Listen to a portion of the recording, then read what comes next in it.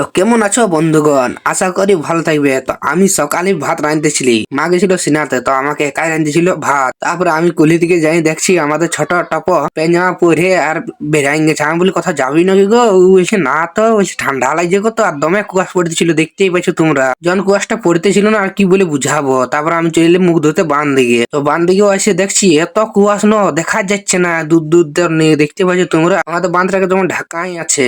আমি বলি বাপরে, এত বলি কুয়াশ পড়ছে। তারপরে চলে আলি ঘরে এসে সেও খালি, চা খালি, দমে ঠান্ডা লাগতেছিল।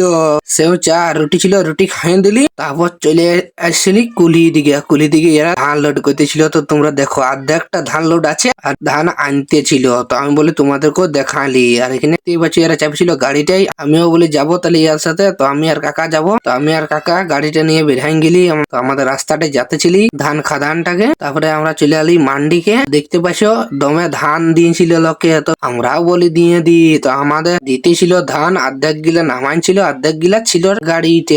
তারপরে ধান তো দিয়া হয়ে গেল। তো এখানেই আমরা কত লোক জড়ো হয়েছিল দেখতে পাচ্ছ। দমে গাড়ি ছিল, ধান দিবার জন্য সবাই এসেছিল না। তারপর বলি তোমাদেরকে অফিসটাও দেখান দি, দেখো আমগাটার অফিসটা এটা। এখানে ধান লেই। তো তোমরা যদি ধান দিতে চাও তো চলে আসবে আমগাটা। বোর্ডটাও দেখে লাও, দেখতে পাচ্ছ আমগাটা। তারপরে চলে আলি ঘরে বলে এখানে মিনি ব্লগটা শেষ করি। তো কাকার ঘরে মিনি ব্লগটা শেষ করছি। চার্জ ছিল না আমার মোবাইলটা। তো ওকে বাই বাই, সাবস্ক্রাইবটা করে দিও বন্ধুরা।